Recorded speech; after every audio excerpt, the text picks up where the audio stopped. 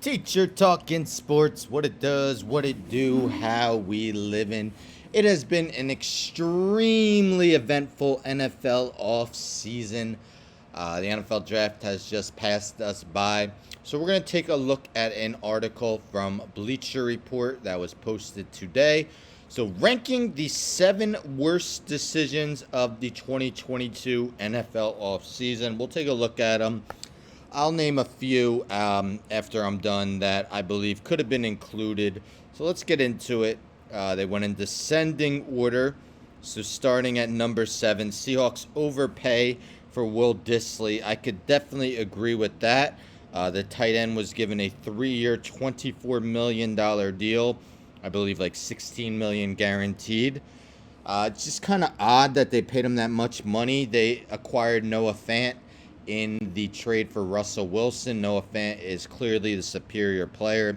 Dissly has shown glimpses, but in 41 career games has just 76 catches for 900 yards and 9 touchdowns. So not exactly the most productive player. So it was kind of odd and kind of reminds me as a Giants fan. Last offseason, we gave Kyle Rudolph $6 million, and it's like, why? He hasn't been good in 2-3 years. Rudolph's a lot older than Dissly, but I could agree that this move doesn't make much sense. Number 6, the Cowboys trade Amari Cooper for peanuts. So they wanted to get out of Cooper's 5-year, $100 million deal. Made it known to the masses that they would release him if they couldn't find a trade partner. Thus, that kind of lowered his trade stock. We've seen A.J. Brown, Tyreek Hill, Devontae Adams, Marquise Hollywood Brown all bring big hauls to the team that traded him. Instead, all the Cowboys got was, as we could see, let's see. So they got a 5th round pick and a swap of 6th rounders, which pales in comparison to the deals the other receivers got. And A.J. Brown, Devontae Adams, and Tyreek Hill all got more money per season than Cooper currently is getting.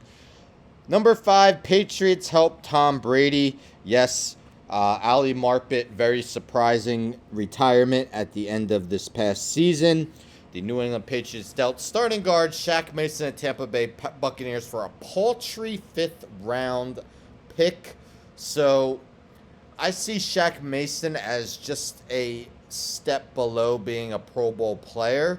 So very surprising. 28-year-old under contract through 2023 and only making $7.4 million in 2022. So not a lot at all. Kind of surprising. Bill Belichick would help out Tom Brady.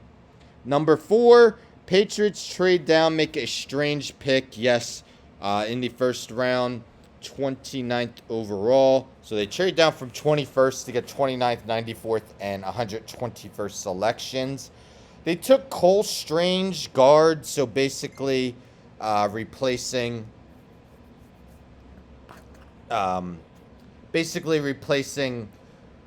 Mason, who was traded to the Buccaneers. But in most mock drafts that I saw, Cole Strange was going in mostly the 3rd round, so definitely could be seen as a reach. Even if you liked him, why not wait till later?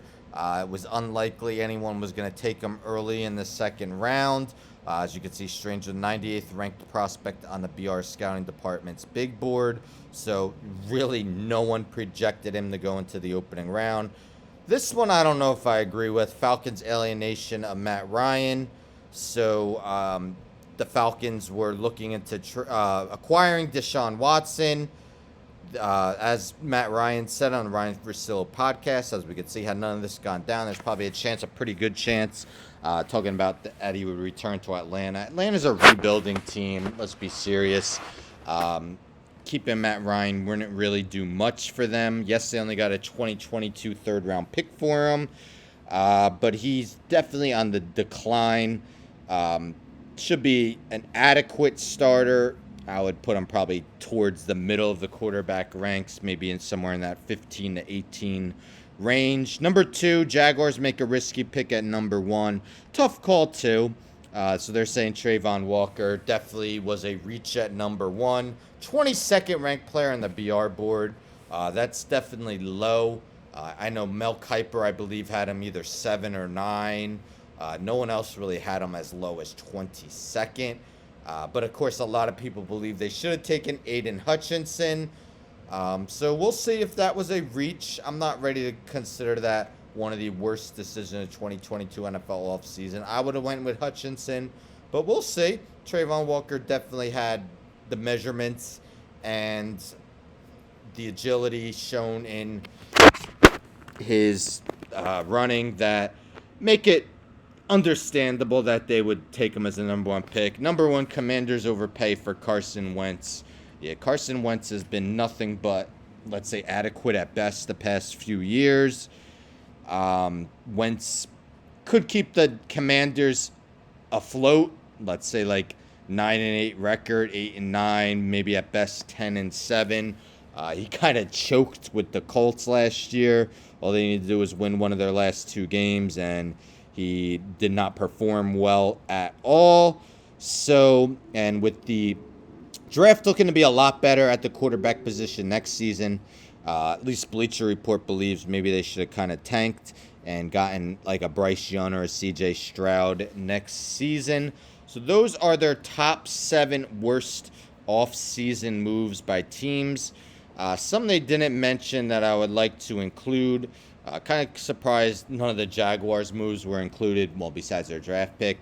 A lot of people were hating on their wide receiver signings. So Christian Kirk, who's never had a 1,000-yard season, got 4 years, $72 million, with $37 million guaranteed. And Zay Jones, 3 years, $24 million, $14 million guaranteed. Definitely both seem like overpays. Another one I would consider, did the Packers do enough to replace Devontae Adams? We know Aaron Rodgers, yes, he's back-to-back MVP, but you're lying to yourself if you don't believe he's at the tail end of his career. He's definitely had way more years as a pro than he has left.